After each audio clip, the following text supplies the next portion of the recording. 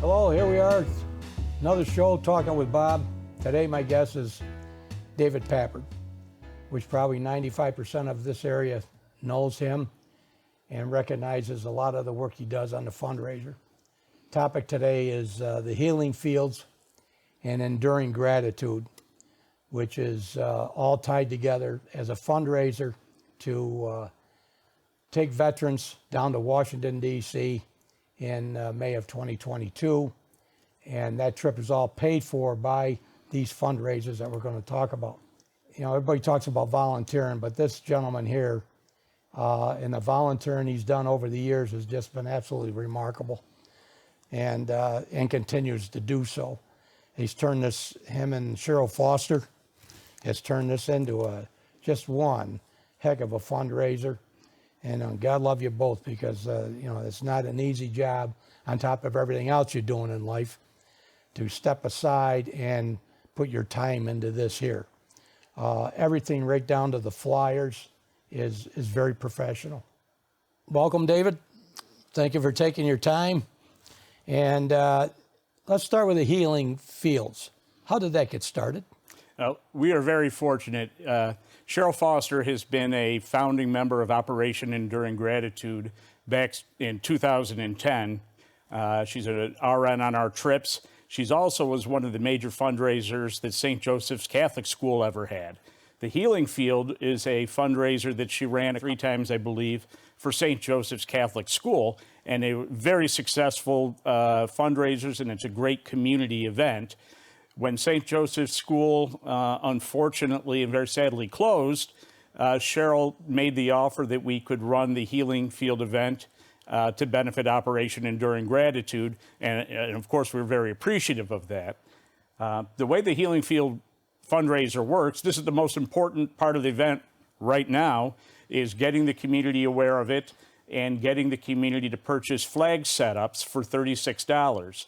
And for $36, you get a full-size American flag, a flagpole, rebar to put the flag in the ground, and most importantly, you get a certificate made out to whatever meaningful person that you want to dedicate that flag to. A lot of them are military, either past or current veterans, but we also have what's really nice this year, we've got a lot of flags being dedicated to first responders, sheriff, police, state police, fire, volunteer fire, EMTs, grocery store workers. Some just made out to all of the what they called essential workers, everyone that had to go to work every day and at risk to themselves while the rest of us were protecting ourselves. Yeah. So it's been very nice this year that there's a broad swath of dedications of flags. So How many flags?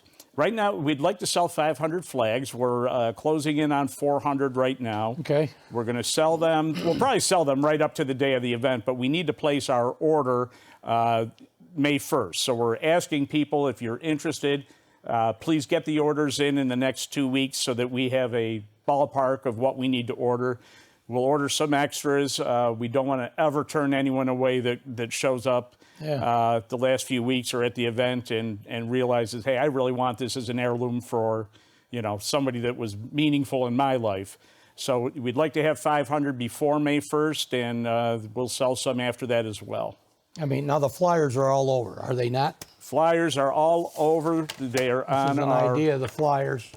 They are on our Facebook page, Operation Enduring Gratitude's Facebook page.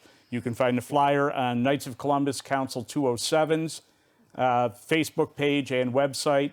You can buy flags right at the Knights of Columbus. You can call me. I'm going to give you my phone number, which is very dangerous. Bob's going to call me now. 315-246-4258. You can email me, david.pappert@gmail.com, and we will make arrangements for you to get your flag. The easiest way is if you have a smartphone and you're near one of these flyers and you take a picture of that code right there. Right here. That will bring you to our online sales, and you can buy it touch-free with a credit card, and you can buy as many as you want very easily and very simply. So I would say we're doing more than half of our sales right now with online sales. When you see this here, the QR code, And all you have to do today is just take a picture of it. You don't need the QR scanner, do you? No, your camera will bring you, it'll say, do you want to open the site? You Yep. click it, you're there. You used to have a special app and everything. You don't need that anymore. So, I mean, when you look at it, the information is everything's so user-friendly. But the most important part is the profits go to the veterans taking the trip down to Washington. And if any of our viewers has never been down to Washington to view the Vietnam Memorial, World War II Memorial, Arlington Cemetery, you've got to make that trip, especially if you have kids, you know, they're in their teenage years. I mean, it's really an eye-opener. And be prepared, because you're going to be very, very surprised what you see. This right here is the first part of $36, and they get the flag. Now, somebody wants to go up, and it's all held at Hoops Park. Hoops Park. Yep, the event will start 7 o'clock Friday, May 28th. We'll have an opening ceremony. We don't know how big and full that ceremony will be. The City of Auburn's a great partner with us. They're going to give us guidance as we get a little closer exactly what can and cannot take place. But we'll have an opening ceremony on Friday. The flags will stay on display right through Memorial Day on Monday the 31st. It's beautiful at night. They're illuminated at night. We have local Boy Scouts and Girl Scouts that guard the American flags from the time they go in the ground until the time they come out of the ground. Really? We get participation from the Honor Guards, from a lot of the VFWs, the Knights of Columbus, any organization that's got an Honor Guard. Mostly will send an Honor Guard at some point to this event. And we're looking forward, if he's able to make it. One of our past Grand Knights at the Knights of Columbus, Rocco Malvazzo, his son is Colonel Patrick Malvazzo. He's been in Washington, D.C. for a long time now. He was on Colin Powell's staff in the Pentagon, and he is our main man. He's got a team in Washington that arranges everything for us down there, and he's planning on coming up to say a few words. And Pat is rather inspirational, and we're really looking forward to getting him back to his hometown. Isn't that amazing? You know, it's amazing the people that come from this area that have gone out into the world and really have performed very well in position of life. Auburn is, you're right, Auburn and Cayuga County is just the best kept secret in the world. And honestly, that's how this all started. Back in 2010, a small group of us was at the Knights of Columbus, and we were talking about how many veteran heroes are from Auburn and Cayuga County, and how many of them had not been able to get to Washington, D.C., and we thought about raising money for Honor Flight, which is a fantastic organization. Right, yeah. But what we decided to do instead is we reached out to the Knights of Columbus higher-ups and gave them our idea that what we would like to do is get our local Cayuga County World War II, Korean War, Vietnam War veterans. We leave Friday morning on luxury buses.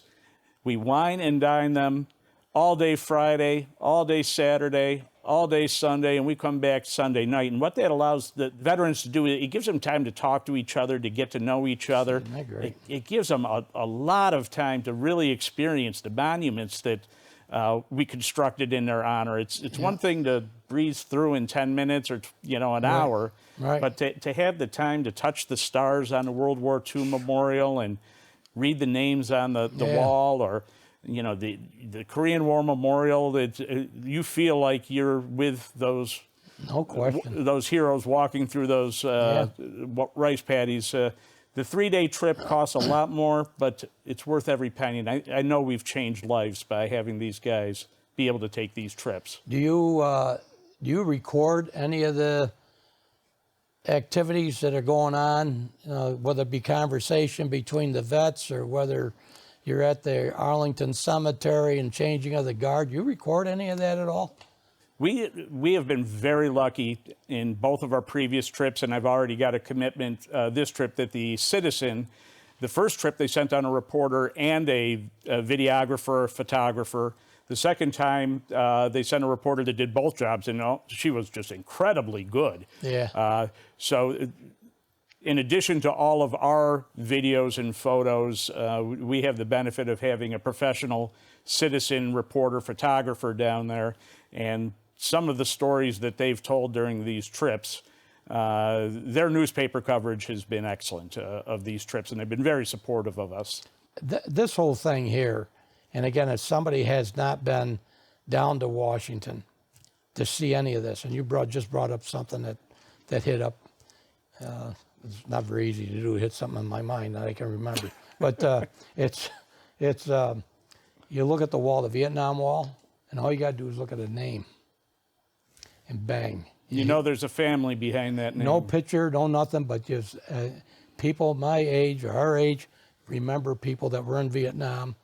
And I can tell you the first one that I know that got killed in Vietnam from Auburn, you know, and we just graduated from high school. And I, to this day, remember him very, very well. And, you know, when you look at that wall, that Vietnam Wall, and the way it's all laid out, I mean, you just sit there and it just hits you. It's been interesting. Our first trip was World War II and Korean War veterans. The World War II guys know how to celebrate. They came home to they came home to what they should have come to. They saved the world from tyranny, and they were treated the way they earned to be treated. Yeah. The Korean War veterans were forgotten about. I mean, it's just as simple as fact is they went out, they put their lives on the line. That's very true. They did what needed to be done, and you know, maybe they didn't get spit on in the airport, but they damn well got ignored. And when the second trip was World War II, Korean War, and Vietnam War veterans. And when you get to the Vietnam War veterans, a lot of them have written letters or made phone calls to committee, not just to me, to all of our committee members, just saying, when they came home and they were told, take your uniform off, as if it was something to be embarrassed about, or they were heckled, or they were spit upon. Having the community, and it's not just us and our small committee, having the community we're going to raise $90,000 this time around to make sure that they get the welcome and the treatment that they should have got when they came back in the late 60s and 70s. They told me it changed their life, and it matters to us so much. And I wish, I'm sure a lot of us wish we were around and could have influenced things back then and had them come home to the heroes' welcome they deserved. I was around. I was in the service at that time during the Vietnam era, and I had Jim Orman and Fritz Allen on, and they both were in Vietnam. I think Jim was over there 2 or 3 times. You know, I was over in the Med on a ship for 2 years. But as far as when we went in, you know, at the beginning of everything, you got drafted. I mean, when you get out of high school, you're 18 years old, you had to sign up on the draft board.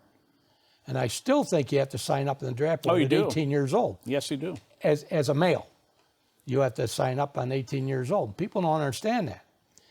And then you'd get a letter. In Vietnam, I mean, it just, they're looking for everybody. They had ways of getting out of it. If you were in college or if you're married, they kept on raising the bar. And eventually, he says, "Hey, no, we're taking everybody." Yeah, Pulse, you're coming. Yeah, and you know, I was talking with Jim and Fritz about them getting drafted, and people to this day said, "Well, what was your number?" I said, "You didn't have a number. You got a letter." You know, and then from the letter, you got on a bus, went to Syracuse, had a physical. And then shortly afterwards, you were gone. So that's a different version of a gap year. That was, yeah, you know, and that was the end of it. You know, fortunately, you know, I ended up with Sean Morrissey, and I ended up going into to the Navy in the reserves, but you had to go 2 years active duty. Yeah. And we both end up on the same ship just by happenstance. What are the chances of that? Two Auburn boys. Yeah, I mean, just you know, we went to boot camp and everything, went in to get processed and everything. And I was in an office in Brooklyn processing orders, you know, and 95% or better were going to Vietnam, whether it be on riverboat, shore duty, ship, or whatever. Yeah. And my orders came in, and I said, what the hell is a Little Rock? And it was a flagship that carried the Admiral of the 6th Fleet. 3 days later, Sean got his orders, and He said, what's a chance? He said, what's a Little Rock? He said, we end up in the same ship. So the point is that we were very lucky and very fortunate. But the guidelines you just gave, when you went in, you had to travel and live in your uniform. We were over there less than 6 months, and we were forbidden to wear a uniform when we traveled. Get out, it was all civvies. Yeah. Because of what was going on in the world and what was going on back here. And of course, at that time, we're just getting bits and pieces of what was going on back here. Like anything else in life, you know, you look back and you have a clear view of what happened. And I cannot imagine being a Jim Orman or a Fritz Allen or anybody like that and walking through an airport coming back from Vietnam and getting treated like that. It was awful. I can't agree with you more. Anybody that answers the country's call and does what they need to do is a hero and needs to be treated as a hero. And my guess is that there's people from back in that era that are probably a little bit embarrassed about what they did and how they did it. I hope we never find out who they are. At least I hope so, because I can't imagine somebody having treated one of our war veterans in such a manner. You know, and I said that to Jim and Fritz when they were on the show. I've made it very well known. I says, we lived that era, so we understand it extremely well. And you hit it right on the head, World War II. And if you think about it, World War II, when they came back, there's a lot of people we knew in this community, and they were in World War II. We didn't know what they did or anything. And I don't think we knew a lot of that till after that movie Saving Private Ryan came out. Wow. And I was a bar. I used to, in my younger days, I bartended down at the Knights of Columbus on Thursday. We had the best World War II crowd down there. We had Joe Boris. And these guys were all incredible. None of them had spoken other than in generalities. No, they have not. Each one of them spoke in great detail after that. It was a liberating event to have that movie come out. Yeah. And I know it changed these guys' lives to open up about it. Well, they wouldn't talk about it because of what they saw and what they experienced. My father-in-law was on a ship, and he was in Pearl Harbor. And he never mentioned anything other than we talk a little bit about Navy and ships and that, obviously, over the years. Until about 5 years before he passed away. Then it started to unfold. Yeah. Some of the stories we'd be talking like we are now. And you just sit there and just shake your head what they've seen and what they experienced. But they never went and bragged about it. You never heard anybody coming out of the war and bragging about what they did. No, you look at the situation that these young people what they've seen. These people in Korea facing off against China. Yeah. That's who was on the other side. It wasn't the North Vietnamese. It was our 17, 18, 19, 20-year-olds face to face, knuckle to knuckle with China. These are brave people that deserve to be honored and never forgotten about. Yeah, I mean, the Vietnam War, whether you were for it or against it or whether it was meaningful or not, the lives that were lost, the people that served, and the ones that were in Vietnam and right in the thick of things, and those stories have yet to fully be told, that somewhere down the road they'll come out. But you know, so a lot of this is, that's why we picked the name, you know, back in 2010, we were trying to think a name, how are you going to brand this, you know, how are people going to know what we're about? Right. And that's why we called it Operation Enduring Gratitude. Yep. It's making sure that everyone knows that we can't ever forget about what these people have done. And frankly, over the next 20 years, we're going to have a whole new batch of veterans that when the memorials start getting built down in D.C. for Afghanistan and Iraq and the first Gulf War and Somalia, we've got a whole another generation of people that we can't forget about and we must honor. So we're excited about the work we do and wish it would end, that we wouldn't have to do it anymore. How many people do you take? How many veterans do you take? A traveling party's about 100, and that's going to be about 70 veterans. Some of them have to have somebody come with them if they have possibly mobility issues. Yeah. We send medics. We have 4 RNs that will go, and we have 4 Auburn Fire Department EMTs that will go, and then we have the rest of the party is our volunteers that make sure that everyone gets where they need to be and is safe and handles wheelchairs. We bring a lot of wheelchairs. Even, you know, a lot of the guys say they're not going to need them, but 3 long days, sometimes it's nice I can picture 2 guys right now that would need them down there. Who's that? Bill Comey and Jimmy Orman. The two that they leave here walking just fine, but I'm sure down there. I'll tell you a funny story. I won't get into anymore. Bobby Strom is a local Oh, hero. yeah. He's And he's how old? 98, 99? I think 90? he's 98 now. He went on our second trip. He survived, I believe, 3 invasions in World War II.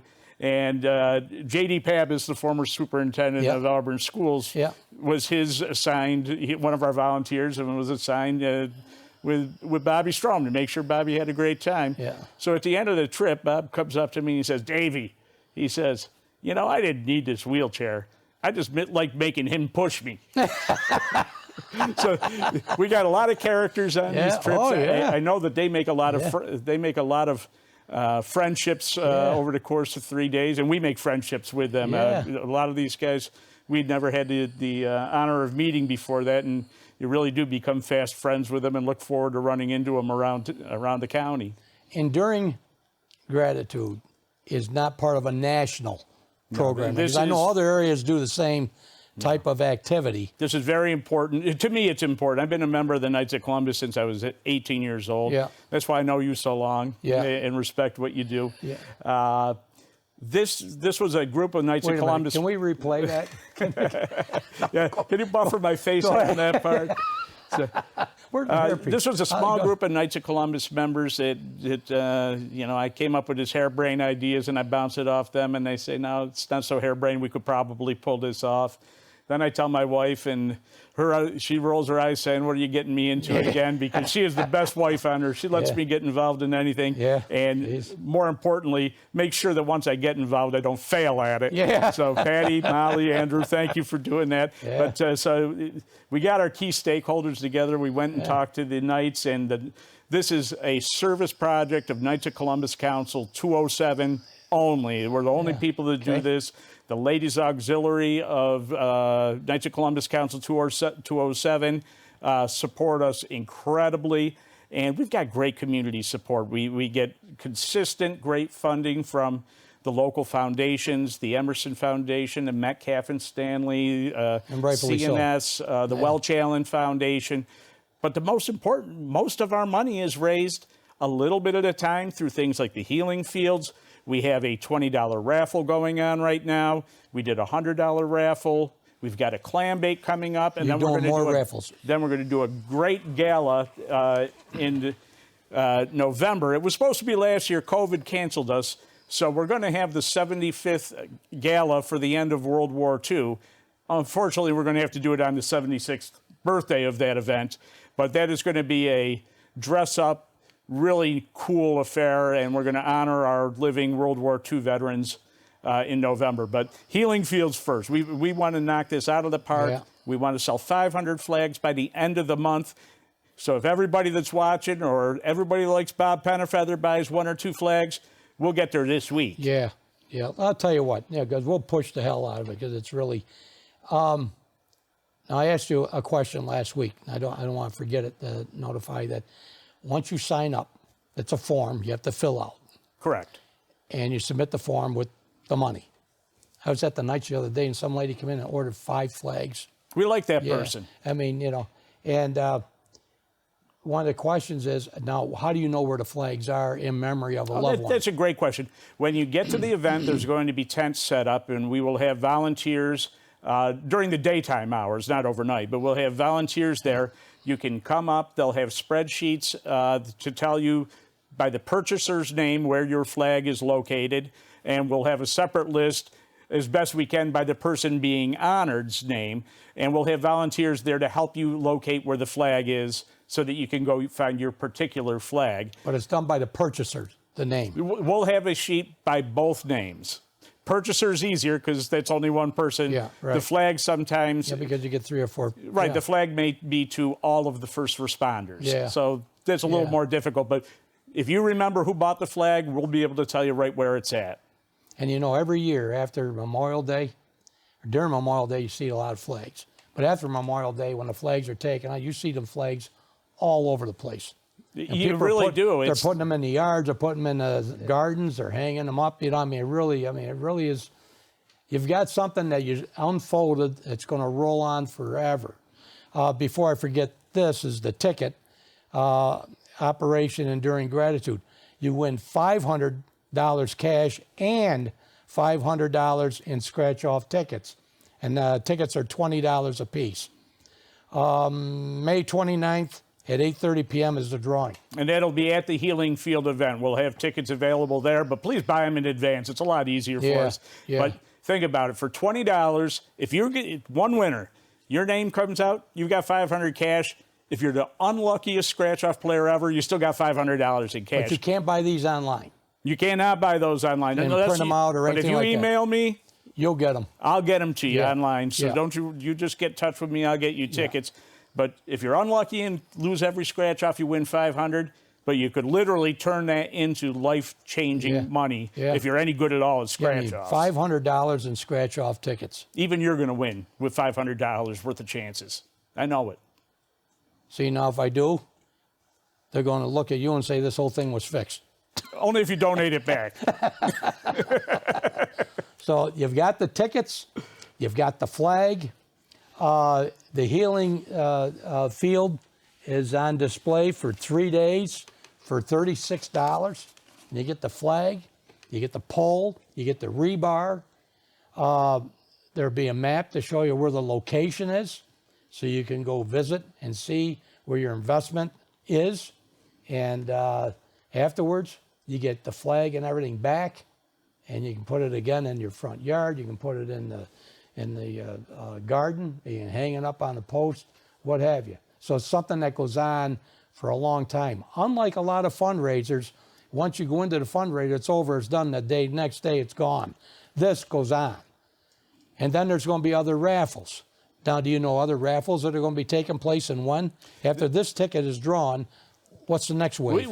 We generally try to keep a smaller $20 type raffle going all the time. Yeah. I'm not sure what the next one will be, but my guess is we'll be ready to announce that right when we draw for this one. We'll begin another one. Okay. Yeah.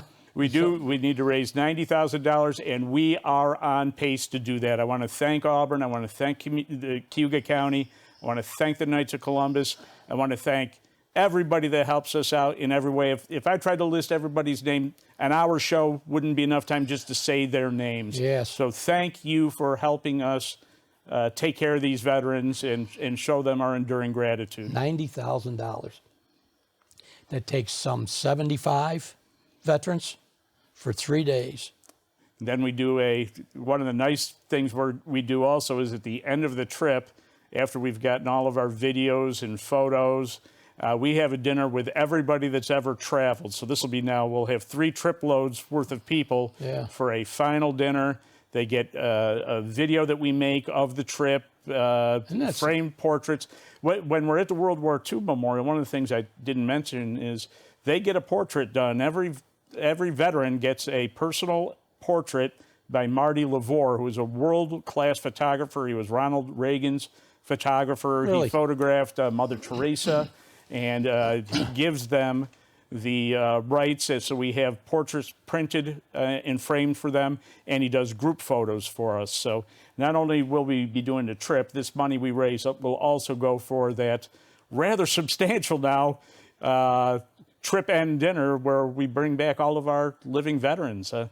It's a race against time. Of the World War II guys that have gone with us, 18 of them have passed away. That's well more than half of the. So this is a race against time to make sure that these guys get the honor they deserve. Yeah, and that's just, I didn't realize the second part we were just bringing up about the dinner afterwards and all. That's something. I mean, that's just goes on and on and on.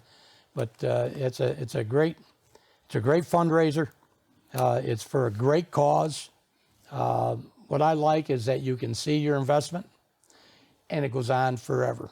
Yeah. You know, I know people that we got flags that we've had, you know, and so you keep them and they go on memorabilia, and every year you buy another one. So I mean, but I really appreciate you coming in and telling this whole thing. I want to thank you, Bobby. What you and ARMA do here, your interviews are fantastic. I love watching them. I appreciate the opportunity. I've done the trifecta now. I was with Steve Penstone on the radio and Guy Cosentino and now Bob Penafeather. That's the trifecta of Auburn media royalty. Yeah. And I got to say, of the three of them, you're the funniest. Yeah, well, looking or just the funniest or just let it go? I'm going to leave it at funniest. Look at our manager back there. Let's say goodbye to him. He's gone. Yeah, so, okay, listen, I don't think there's anything else. We covered everything that I had down on notes. This information is up on our site. Dave Pappert and Cheryl Foster's number is going to be on during this whole process as a tagline. You have the QR code. Again, you know, it's not being mundane. It's just very, very simple. You know, some of the older people might not know how to do this. Get your grandchildren or whatever. They know how to do it. You know, and they scan the thing and go in and make it happen. I think they're going to scroll your credit card number at the bottom, right? Yeah, they are. It's for donations only, though, to give it to my credit card. But, you know, I really do. I appreciate yourself and your team and taking the time and the effort. And after all this explanation about the healing field, enduring gratitude, I mean, you can clearly see a lot of planning. We have the best committee. It was an ad hoc committee. It grew into a perfect size. These people are passionate. There's no nobody talks about themselves. Nobody's idea is better than anyone else's, and everyone is willing to work and do whatever needs to be done. That's true teamwork there. We're blessed with the committee we have is perfect. Yeah, so we're the same way here. We have a staff for, you know, our board of directors and everybody just, and of course James is a big part of the whole thing. But God, we've been together I don't know how many years, you know, and it's just keeps on clicking along. You get the right people involved that can understand there's no I in the whole thing, and throw ideas on the table. And there's no bad idea. You might not use it today, but you might use a piece of it tomorrow with another new idea. You know, come up with a whole different. We have so much experience in different fundraising and different backgrounds that basically any idea that gets tossed up and we say. Thank you very much for always watching. We appreciate your support for ARMA, which is your public TV station, local TV station. And until next time, thank you. Volunteer programs that you get involved with, you know, I see it all the time. And, you know, we need more people like yourself. It's fantastic. It really is. No, that's nice of you to say. Thank you. Thank you very much for taking the time to come in. And thank you for all you do. And thank you and Cheryl captaining this whole thing and getting it going. Can't wait to see you up there. All right. I look forward when you come back off the trip to come back and sit down with us. Sounds great. And tell us some of the stories and the successes and, you know, and recap a trip for us. Sounds great. That'd be great. All right. Thank you very much for always watching. We appreciate your support for ARMA, which is your public TV station, local TV station. And until next time, thank you.